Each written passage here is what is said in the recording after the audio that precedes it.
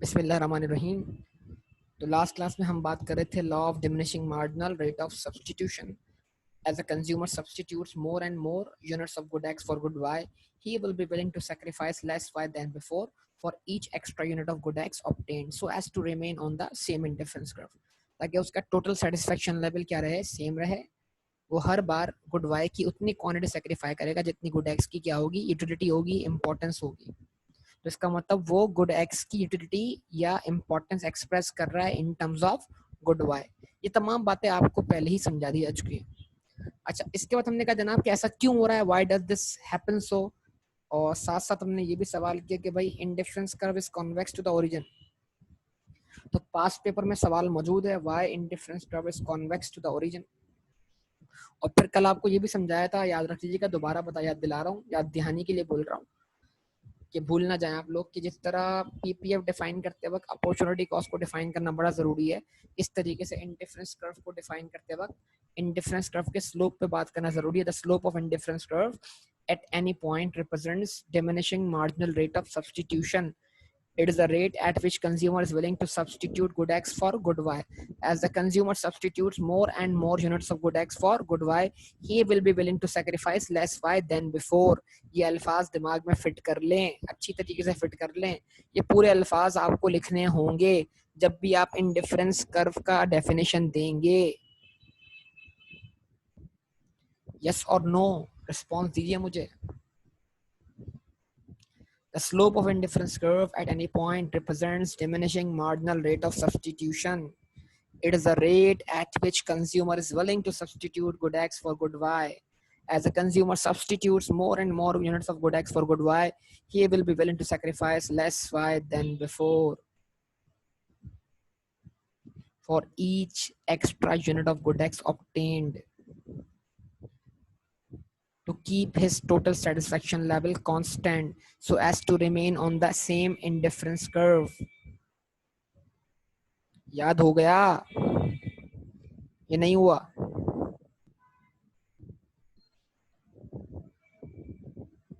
जवाब दो.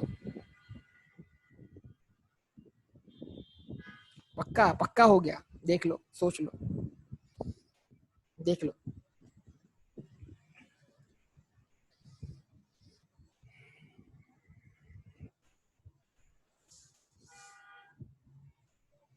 चलो देखते, पता लग जाएगा वो तो.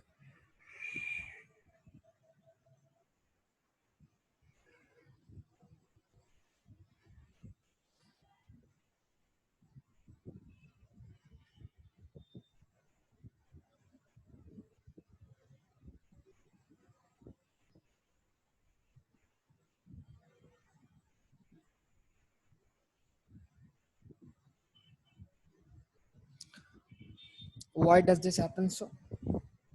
ऐसा क्यों हो रहा है? वो बाद में पूछता हूँ आपसे बेटा, टाइम थोड़ा शॉर्ट है. ऐसा क्यों हो रहा है? क्या कैसा कैसा क्यों हो रहा है, मतलब ये नहीं कि क्या हो रहा है. ये हो रहा है कि ये जो एमआरएस डिमिनिशिंग हो रहा है, ये डिमिनिशिंग क्यों हो रहा है? यानी एमआरएस का डिमिनिश होना उसी बात को एक्सप्रेस करता है जो बात हम डिटेल में समझ के आ चुके हैं कि एमआरएस का डिमिनिश होना मार्जिनल यूटिलिटी के डिमिनिश होने के बराबर है. ऐसा ही है, यस और नो? एमआरएस का डिमिनिश होना उसी मार्जिनल यूटिलिटी के डिमिनिश होने को रिप्रेजेंट करता है. यही हम इधर बोलना चाह रहे हैं, यही हम समझाना चाह रहे हैं.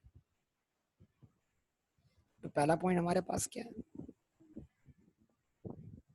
The MRS XY X for Y diminishes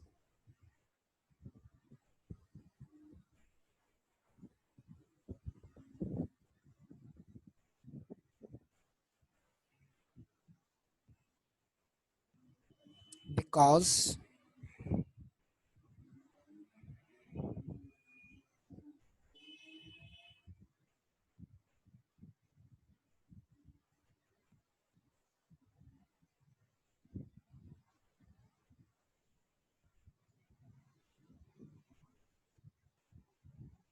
as the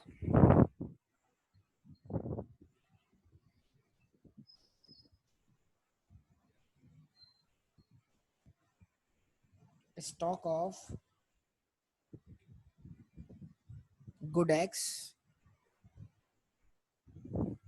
increases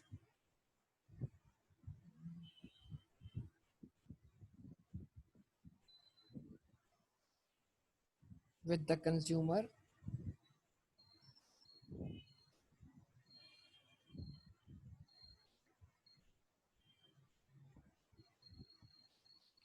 its importance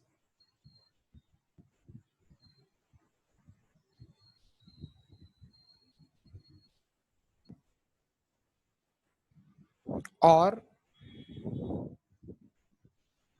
marginal utility.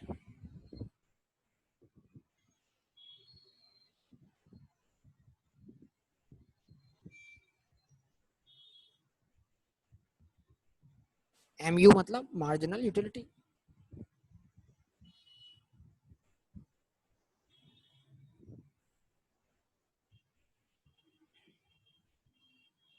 Diminishes.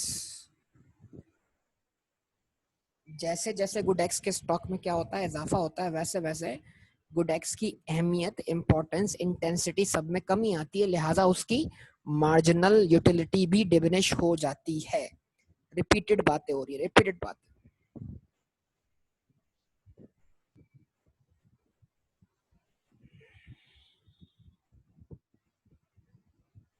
Where as the stock of good Y decreases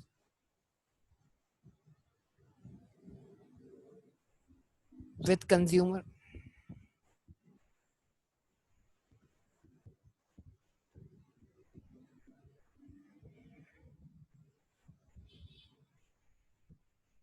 its importance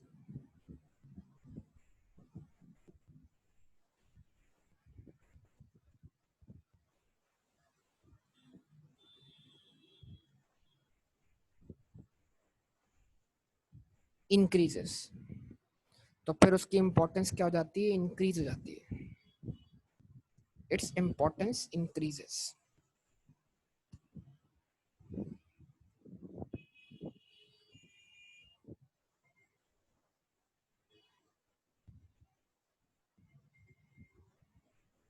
to the consumer.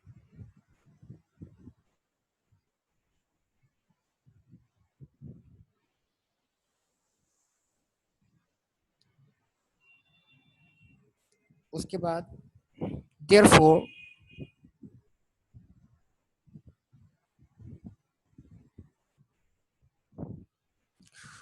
for each extra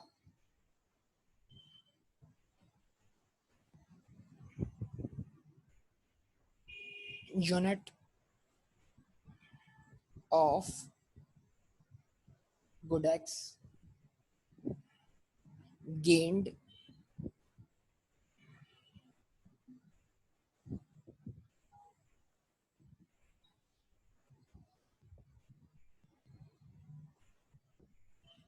for each extra unit of good X gained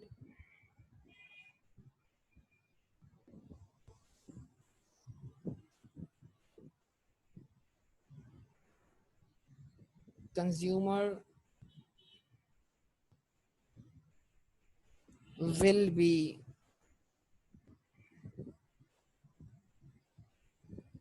willing to sacrifice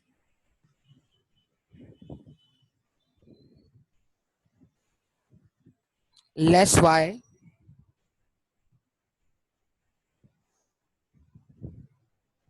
या less units of Y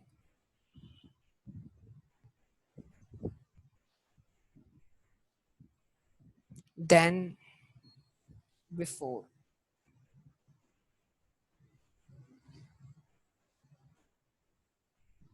ठीक है जी, यहाँ तक बात clear सबको बेटा. तो MRS के डिमिनिश होने की वजह क्या है, जैसे जैसे एक्स एक्स का स्टॉक बढ़ रहा है वैसे वैसे उसकी इंपॉर्टेंस कम हो रही है, और जैसे जैसे वाई के स्टॉक में कमी आ रही है वैसे वैसे उसकी अहमियत बढ़ती चली जा रही है। तो x की इंपॉर्टेंस गिर रही है, y की इंपॉर्टेंस बढ़ रही है। इस तरह हर x के आने वाले यूनिट के लिए y की पहले से कम क्वांटिटी सेक्रीफाइस करने के लिए क्या है, कंज्यूमर विलिंग है। यहां तक बात समझ में आती है बेटा? ये टॉपिक पूरा कंटिन्यू चल रहा है, मतलब अगर पेपर में 7-8 नंबर का सवाल आता है ना, law of diminishing marginal rate of substitution explain करने के बाद, ये पूरा टॉपिक साथ साथ चल रहा है। बाकी ये है कि अगर कोई छोटा सवाल आता है तो फिर आप उसमें से एक्सट्रैक्ट करके अपना आंसर निकाल सकते हैं। ठीक है, इस बात को ध्यान में रखिएगा। यानी diminishing marginal rate of substitution को समझाता आ रहा हूँ ऊपर से नीचे तक, ये पूरा टॉपिक साथ साथ चल रहा है, इस चीज को ध्यान में रखिएगा। लेकिन अगर इसमें से कोई स्पेसिफिक पॉइंट पूछता है तो स्पेसिफिक पॉइंट भी आप उसमें से निकाल के एक्सट्रैक्ट करके रख सकते हैं। अब अगला डिस्कशन किस चीज पर है हमारा, स्लोप ऑफ इंडिफरेंस कर्व पर।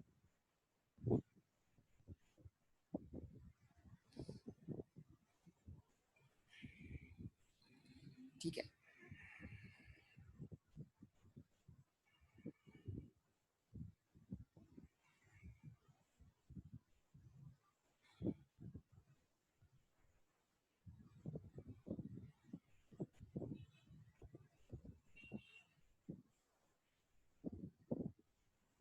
जिसको मैं आपको बोला था लिखने का, कि जब भी आप इंडिफरेंस कर्व का डेफिनेशन देंगे उस वक्त आप स्लोप ऑफ इंडिफरेंस कर्व पे बात जरूर करेंगे, मार्जिनल रेट ऑफ सब्स्टिट्यूशन पे बात जरूर करेंगे।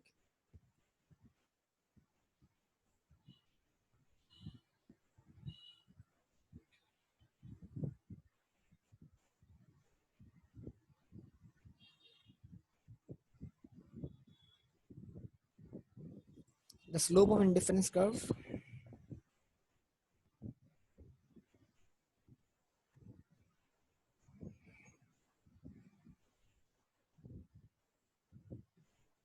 at any point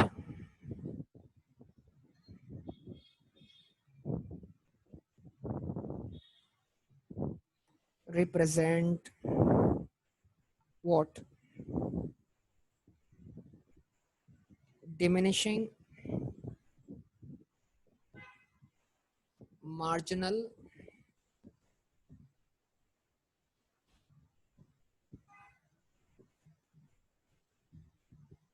rate of substitution। Diminishing marginal rate of substitution मतलब जो इंडिफरेंस कर्व का स्लोप है वो किसी पॉइंट पे किस चीज को रिप्रेजेंट करता है, diminishing marginal rate of substitution.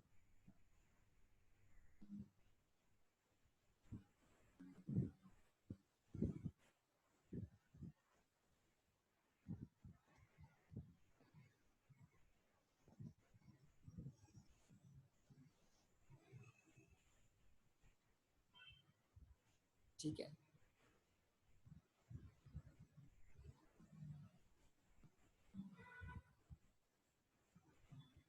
is the rate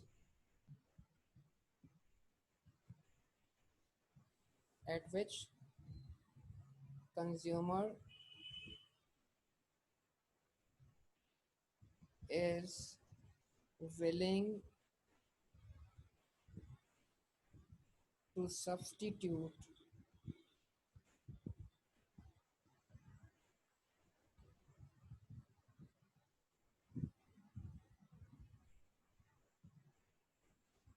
good X for good Y।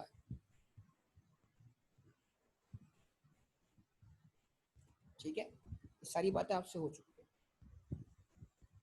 To keep his total level of satisfaction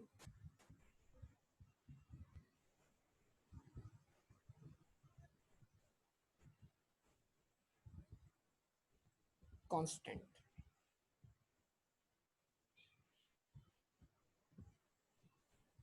ठीक है जी, ये आपके सामने आ गया। अब यहाँ पर एक डायग्राम बना लेते हैं इस बात को समझाने के लिए कि स्लोप ऑफ इंडिफरेंस का diminishing marginal rate of substitution को शो कर रहा है, और उसका जो शेप है ना वो कॉन्वेक्स टू द ओरिजिन भी है। ठीक है, साथ साथ ये बात भी कर रहा हूँ। अच्छा जी,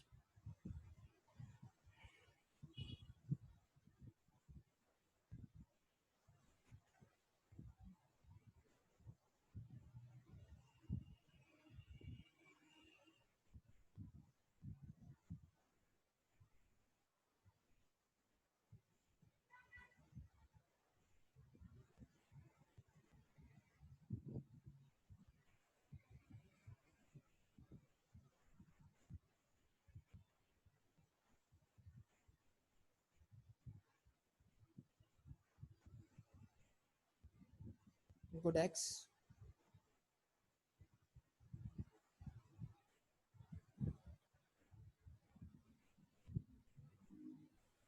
गुड वाई। अब बड़ा सिंपल से एक काम कर लीजिए, आप यहाँ पर कुछ पॉइंट्स इंडिकेट कर दीजिए, एक्स एक्सेस पर आप कुछ पॉइंट इंडिकेट कर दीजिए इक्वल डिस्टेंस।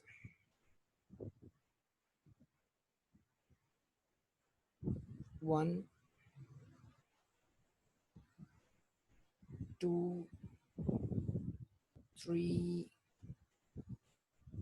एंड 4। ठीक है, ये 4 पॉइंट मैंने रख दिए equal distance. x1 x2 x3 x4। सही है। अब इस पर आप क्या करें, एक इंडिफरेंस कर्व ड्रॉ कर दें जिसका शेप क्या हो।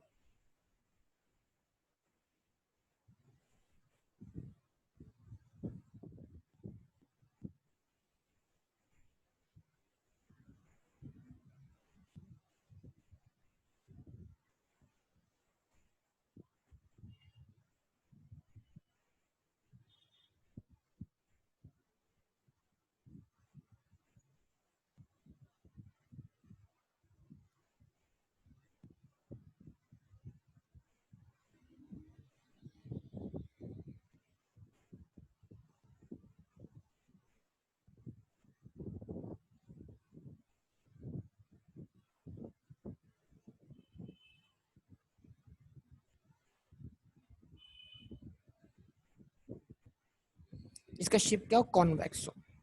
क्या ये कॉन्वेक्स शेप आपको दिखाई दे रहा है बेटा?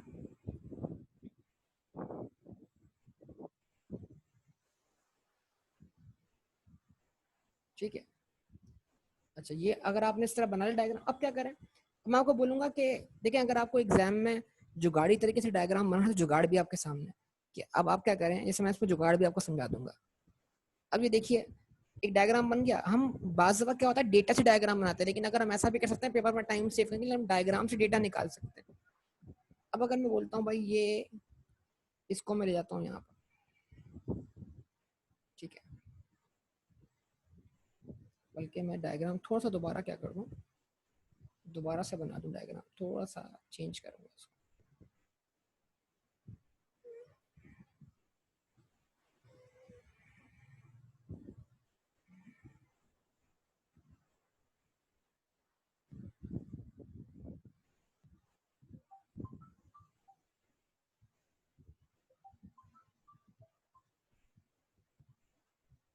ओके जी, तो अब इस डायग्राम को बनाते हैं। तो जो एक्स मैंने कहा था ना कि डायग्राम बाज़ दफा जो है आप डायग्राम जुगाड़ी तरीके से बना सकते हैं और डायग्राम से डेटा एक्सट्रैक्ट कर सकते हैं। मेन मकसद क्या, देखें, अब ये एक्स एक्सिस से आप लें परपेंडिकुलर और डायग्राम के पॉइंट पे ले जाएं और उधर से आप वाई की वैल्यू तलाश कर लीजिए। मतलब देखने वाले को तो पता ही नहीं लगेगा कि आपने डायग्राम कैसे बनाया है, वो तो समझेगा कि भाई डायग्राम तो इसने बहुत आला किस्म का बना दिया है। ठीक है, ये मुझे x1 पे मिल गई y की वैल्यू y1, मतलब y1। अच्छा जी, उसके बाद इस तरह अगर आप x2 से इसको ले जाते हैं,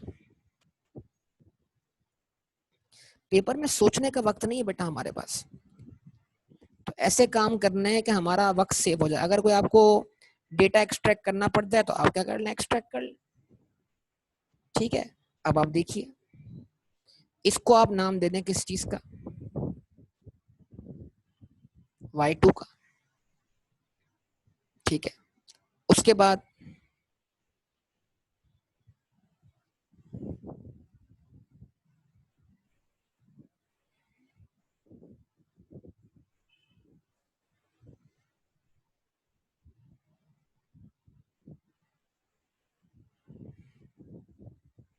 इसको नाम दे दिया आपने y2 का। ये कॉम्बिनेशन ए हो गया, ये कॉम्बिनेशन बी हो गया। आप ए से बी कॉम्बिनेशन मूव कर रहे हैं। रिस्पॉन्स था ये, देखें बेटा आप लोग, आप ये चीज देखते जाइए। अगर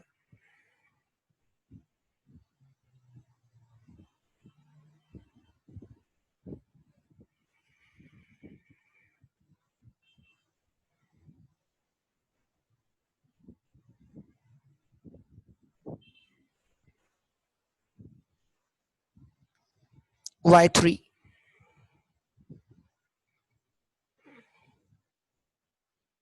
और ये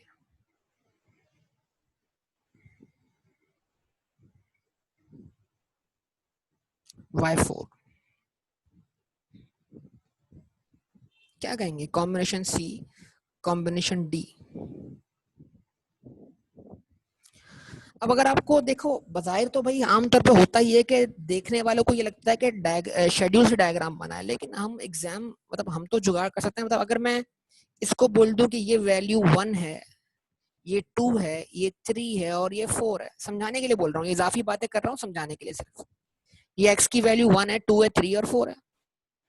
अच्छा, अब 0 से y एक्सिस तक का जो फासला है ना, उसको आप एक स्केल बना दें, मेजर कर लें। मान लीजिए ये क्या है, ये 50 है, तो इसका हाफ क्या हुआ? 20। उसका हाफ क्या हुआ? 10। ठीक है, उसके बाद या बोलते हैं भाई ये 12 है। उसके बाद क्या बचा आपके पास?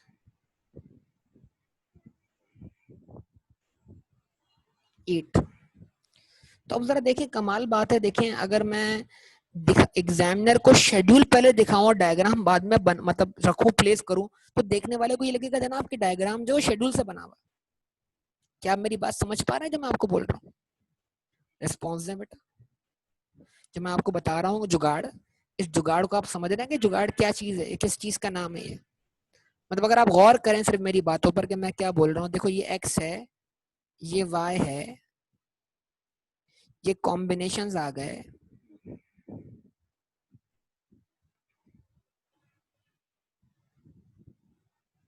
तो अगर कॉम्बिनेशन ए ये है, ये 1,50, कॉम्बिनेशन बी ये है 2, इसको मैंने 50 रखा हुआ है, okay, it should be what,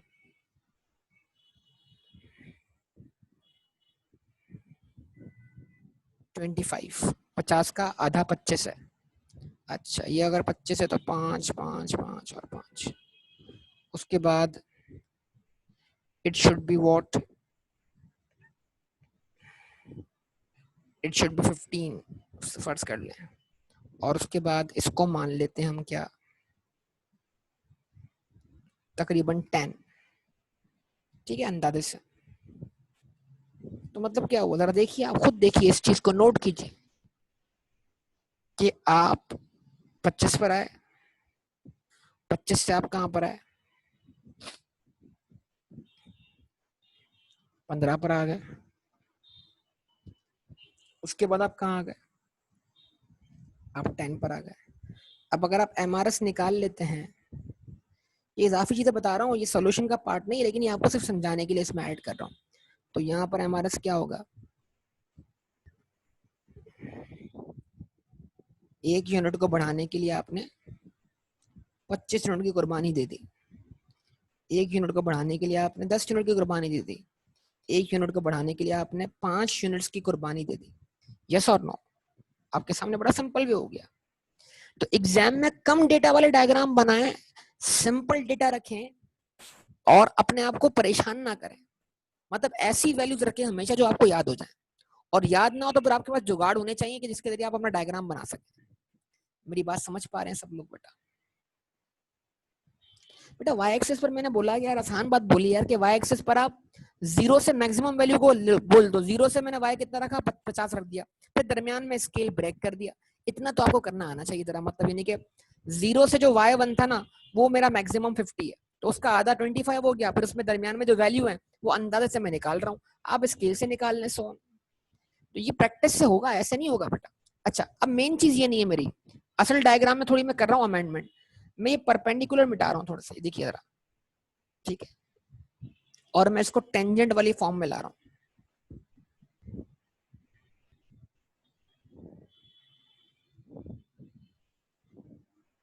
असल में मुझे इस स्टाइल में बनाना था इसको।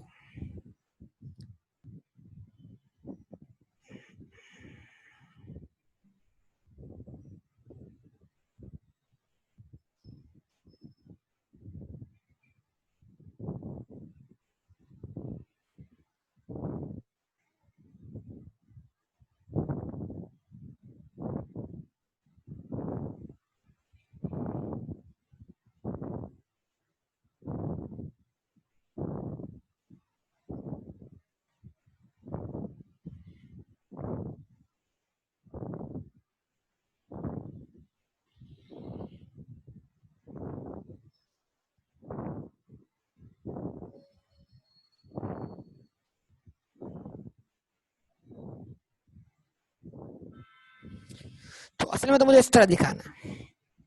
तो क्या दिख रहा है आपको? ये आपको बाकायदा स्लोप मेजरमेंट दिख रही है, y1 से y2 तक का फासला, x1 से x2 तक का फासला। क्या आप देख पा रहे हैं? y1 से y2 तक का फासला, x1 से x2 तक का फासला, y2 से y3 तक का फासला, x2 से x3 तक का फासला। जवाब दें। y3 से y4 तक का फासला, x3 से x4 तक का फासला। यस और नो? तो ये क्या हो रहा है? टेंजेंट हर बार क्या हो रहा है? डिक्रीज हो रहा है, डिक्रीज, स्लोप डिक्रीज हो रहा है। मतलब ए से बी तक का रेट ऑफ चेंज ज्यादा है, बी से सी तक का रेट ऑफ चेंज उससे कम है, और सी से डी तक का रेट ऑफ चेंज जो है, ये जो टेंजेंट बना है, ये ग्राफिकली या जो ज्योमेट्रिकली क्या शो कर रहा है? ये रेट ऑफ चेंज शो कर रहा है। यस और नो? तो हर बार हर x की अगली वैल्यू के लिए y का रेट ऑफ चेंज पहले से कम है। हर बार x की कांस्टेंट क्वांटिटी हासिल करने के लिए y की पहले से कम क्वांटिटी सैक्रिफाइस हो रही है। तो ये टेंजेंट जो है वो क्या शो कर रहा है? टेंजेंट ये शो कर रहा है कि जनाब स्लोप क्या हो रहा है? डिक्लाइन हो रहा है। स्लोप क्या हो रहा है? डिमिनिश हो रहा है। यस और नो? जवाब दे दें आप लोग मुझे, सब लोग रिस्पॉन्स कर दें। क्या ख्याल है बताइए? तो अब जरा इस डायग्राम की थोड़ी सी हो जाए बात, ठीक है? अब बहुत तवज्जो आप सब देखें। अब हम क्या बोलेंगे भाई, ये डायग्राम बन गया, अब इसको हम एक्सप्लेन कर देंगे और इसी में हमारा जवाब छुपा हुआ है किस चीज का? y indifference curve is convex to the origin. ठीक है, अब हम यहां से अपने पॉइंट्स कंटिन्यू कर रहे हैं। हम बोल रहे हैं इन द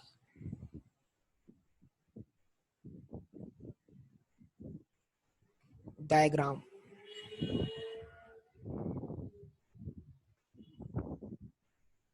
अब हम इनको नाम दे रहे हैं, इन टेंजेंट्स को हम नाम दे रहे हैं। ठीक है, इधर नाम दिया m, इधर नाम दिया n, यानी y का जो चेंज है वो m है और जो x का चेंज है वो n है। m डैश n डैश, फिर m डबल डैश और n डबल डैश। ठीक है, तो in the diagram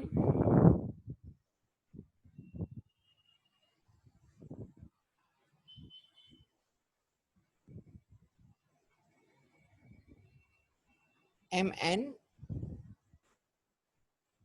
m dash n dash m double dash n double dash are the tangents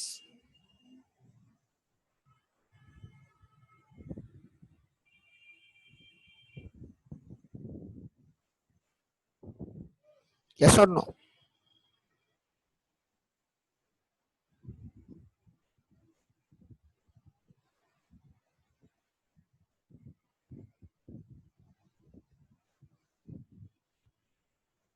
The slope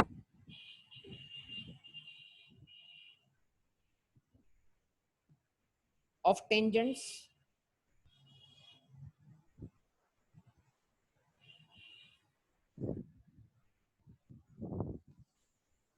at these points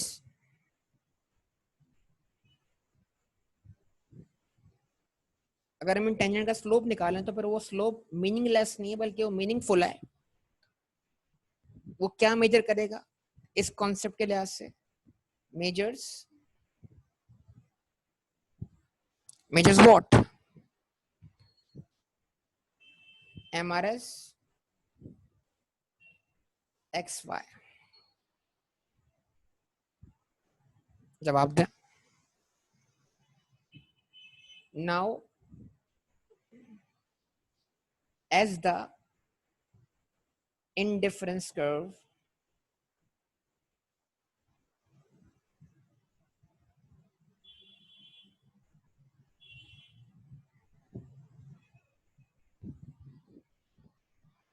as the indifference curve stretches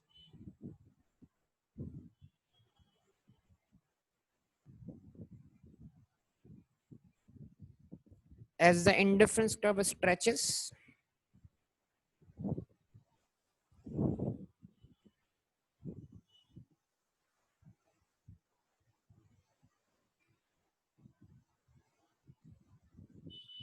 to the right.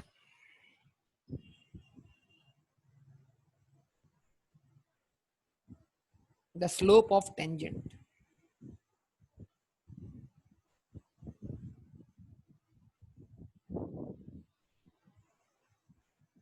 at each point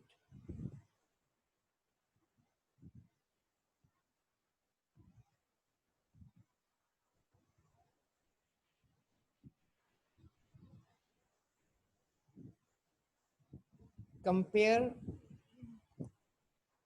to the tangent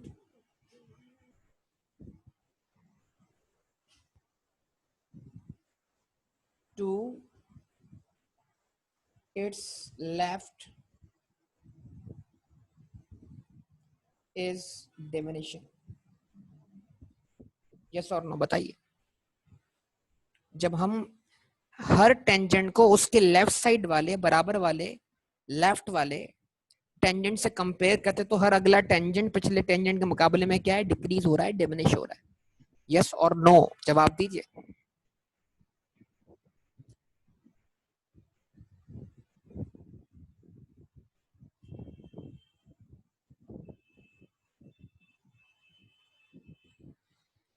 ऐसा ही है ना. तो हम बोल सकते हैं the slope of tangent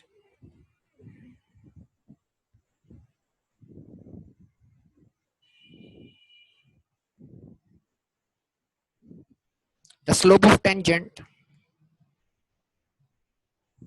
m dash n dash is less than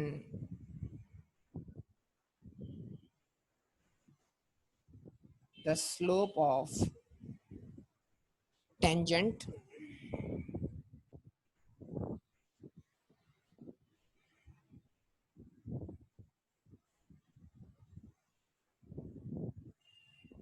to its left.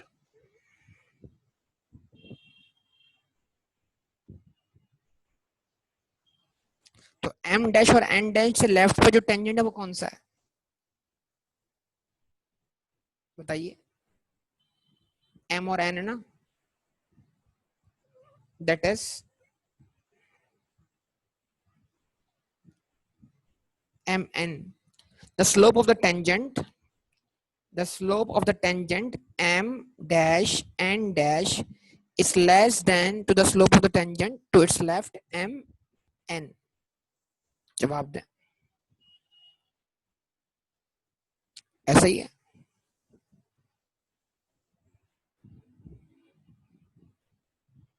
उसके बाद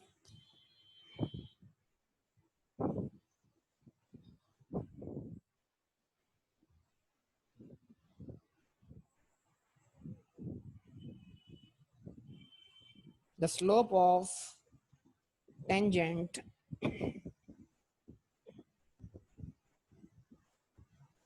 m double dash n double dash is less than the slope of the tangent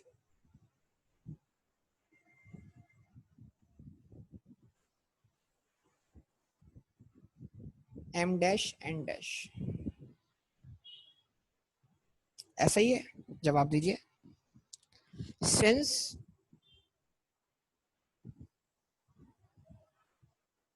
MRS x for y diminishes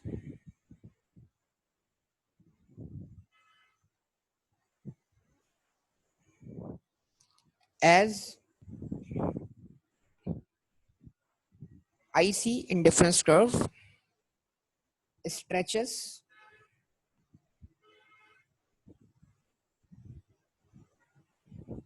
downwards. तो जैसे indifference curve stretch हो रही है downwards तो MRS क्या हो रहा है, डिमिनिश हो रहा है. Downward stretches downward to the right.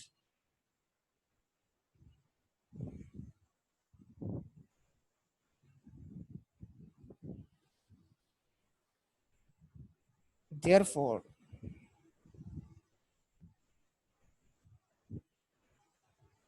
indifference curve is convex to the origin.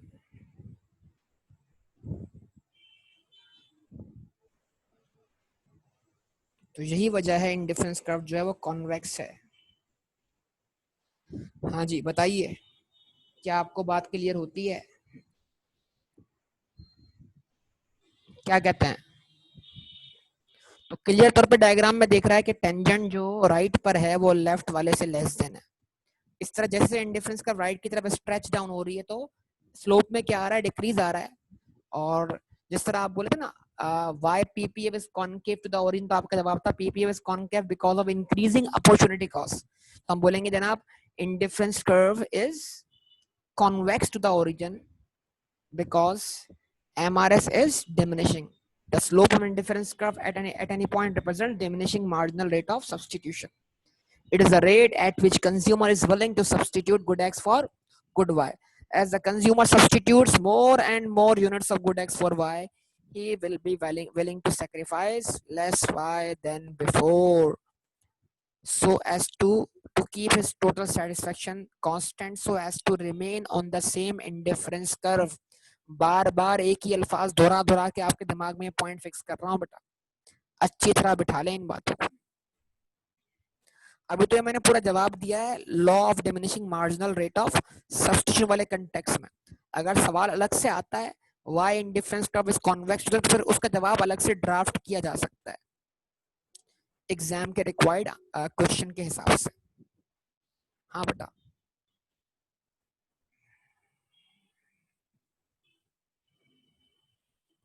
Labelling किस तरह की एम एन वाली? मतलब जो y1 से y2 का फासला है उसको m का नाम दिया ज्योमेट्रिकली, और जो x1 से x2 का फासला है उसको y2 minus y1 divide by x2 minus x1, हम उसको एक वैल्यू से डिनोट कर सकते हैं ज्योमेट्रिकली। लाइन m और line n, y2 minus y1 line m है और x2 minus x1 line n है। तो मतलब अगर